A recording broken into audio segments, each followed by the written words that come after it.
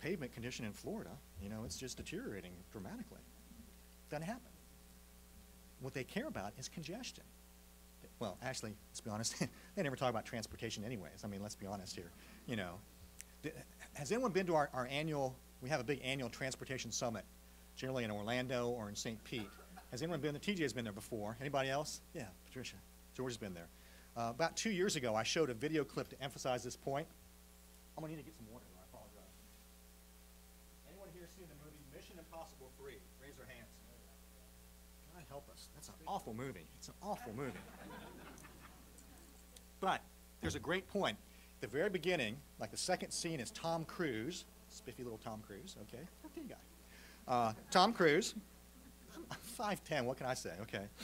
But Tom Cruise, and they're at a cocktail party, and it dawns on you that what's going on is it's an engagement party.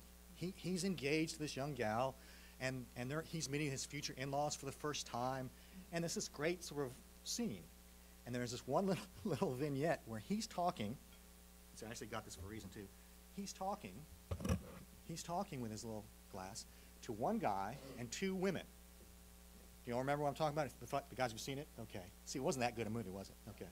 You fell asleep after the opening, didn't you? Okay, good. Your time was better spent, let me tell you. He's talking to them, and the guy feeds Tom Cruise this line. He goes, "So how long have you worked for the Department of Transportation?" And it dawns on you that's his cover. He's a secret agent, but his cover is that he's a planner for DOT, okay?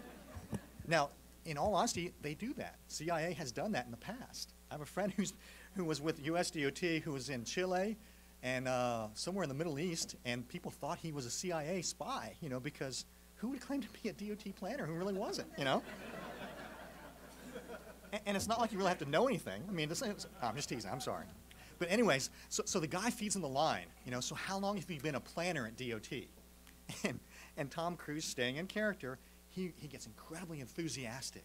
Talks about, 14 years, and, you know, traffic congestion is like a living organism. You tap your brakes here, and it shows up 15 miles away, and you know, he was just really overly, let's be honest, overly enthusiastic, right?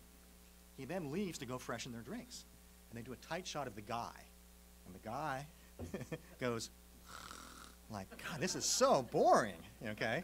They do a tight shot of the women. The women both go, I'd still marry him, okay?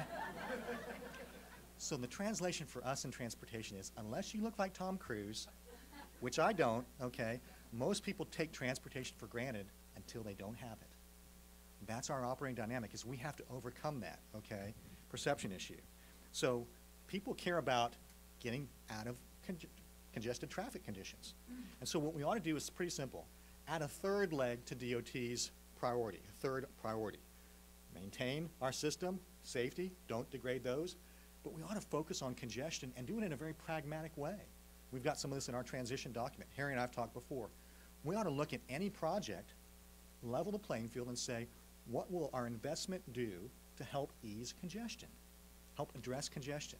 Now, those of us in the business, in transportation, I've got friends at DOT who say, well, Doug, really what we're talking about is mobility. Got it, I understand, but that's not how real human beings talk, okay? People outside here don't use terms like, Giovanni and I were talking, they don't use terms like mobility or, my favorite, intermodal, okay? I will guarantee you, if I walked out the parking lot, I told Giovanni this before, if I walk out the parking lot, catch some young kid coming off the baseball field with an ice pack on his elbow, and ask him, so what do you think about intermodal? Do you know what he would say? He would think it's a painful medical procedure involving an orifice somewhere below the waist, okay? And if we start talking about multimodal, he's going to think it's happening more than once, by God, okay? So we've got to find a way to translate and talk like normal human beings. So that's why I use the term congestion. But we ought to look at it and say, what will project X, Y, and Z do to help address congestion? And we can address congestion by having more recessions. I don't think that's the preferred way. You know, if you have zero economic activity, you have zero congestion. It's not what we want. We want to address this in a cost-effective way. So stop raiding the trust fund, declare a state of economic emergency, focus on congestion. And then here's one that's kind of astounding if you think about it. We ought to maximize existing funding. Maximize existing funding. Great. Sounds great, Callaway. What are you talking about? Two things. First of all, within the past, and TJ can probably remember, or somebody else, George, when did we adopt the Strategic Intermodal System, the SIS? Okay, thank you very much. I don't know, is that the answer? Okay, so somewhere within the past 7 to 10 years, all right. Now, most of you in the room may know what I'm talking about, but the idea was in Florida we said, look, we'll never have enough money to really fund the routes, the corridors, the multimodal facilities that we need. So let's focus on the most important ones from an economic standpoint, right? It's called the Strategic Intermodal System, or SIS. Great idea, horrible name, okay? Horrible name. But here's the problem. When it was adopted by the legislature, they did the right thing and adopted that. Everyone gave themselves high fives. Crowd goes wild. I could have the guy do the applause. Don't do it, don't do it. No horns either, okay? I do have a gavel, I'm not afraid to use it. But no one asked the follow-up question. Well, do we have enough money to fund the SIS? Here's the dirty little secret. The SIS is more than just highways, but just the highway part of that, we need an additional $45 billion over the next 25 years. Again, I stink at math. That's about $1.8, $1.9 billion per year. Per year. More than what we have. So us at FBT and Bob Burleson from the Road Builders went about 4 years ago now, 06, 07. Once every 20 years in Florida, you have the Taxation and Budget Reform Commission come along. And it was chaired by Commissioner Brummer. You remember former Speaker Alan Bentz was the chair of the Taxation and Budget Reform Commission. Not exactly a left-wing liberal. His group adopted what we proposed. Our mandate was, how do we get $2 billion more per year without raising the gas tax?